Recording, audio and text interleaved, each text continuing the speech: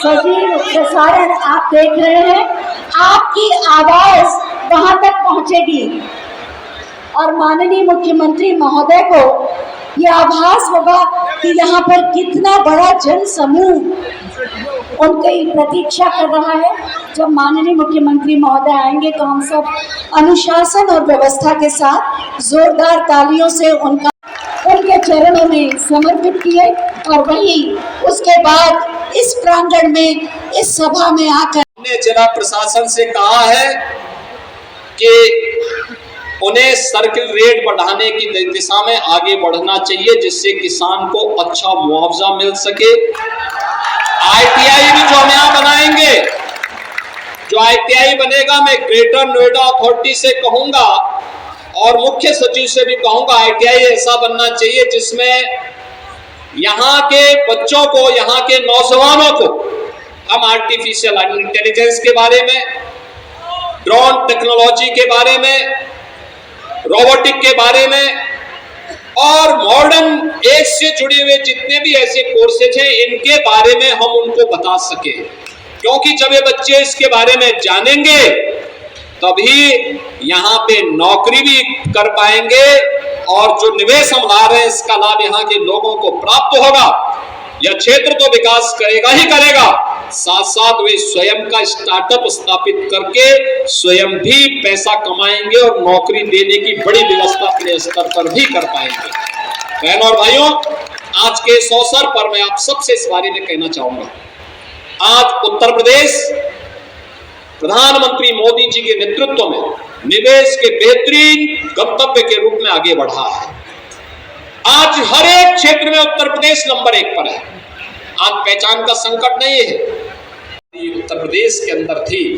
उसी नीति के अंतर्गत एक कार्यक्रम हो रहे हैं, यह अभियान चल रहा है और उसका परिणाम आपको प्राप्त हो रहा है। उत्तर प्रदेश का हमारा युवा आगे बढ़े, अन्नदाता किसानों के जीवन में खुशहाली आए, बहन और बेटी अपने आप को सुरक्षित महसूस करे, और वह भी तब जब अंतर्राष्ट्रीय महिला दिवस का कार्यक्रम आज है।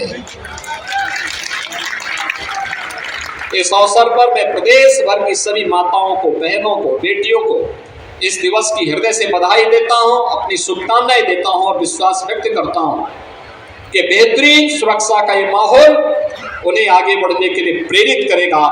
वे आगे बढ़ेंगे, वे स्वयं स्वावलंबी होंगी, तो हमारा प्रदेश और हमारा देश स्वावलंबन के मार्ग पर अग्रसर होकर के प्रधानमंत्री जी के विजन को 2047 में एक विकसित भारत की परिकल्पना में उत्तर प्रदेश भी ग्रोथ इंजन के रूप में अपनी भूमिका का निर्वहन करेगा। आप सबको आज के इस अवसर पर राष्ट्र नायक महाराणा प्रताप की इस मूर्ति के अनावरण कार्यक्रम के अवसर पर आप सबको मैं बधाई देता हूं।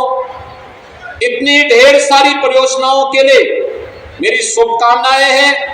जिन उद्यमियों को उनके उद्योग लगने के फलस्वरूप इंसेंटिव मिला है, उनका भी मैं हृदय से बधाई देते हुए उम्मीद करता हूं कि अगली बार इससे ज्यादा निवेश उनका यूपी में आएगा और यूपी के लिए वे विकास के इस अभियान को आगे बढ़ा करके नए रोजगार का सृजन करेंगे और उत्तर प्रदेश का हमारा यह युवा देश के विकास में अपना योगदान देते हुए उत्तर प्रदेश को और देश को आत्मनिर्भर बनाने की दिशा में कदम उठाएगा।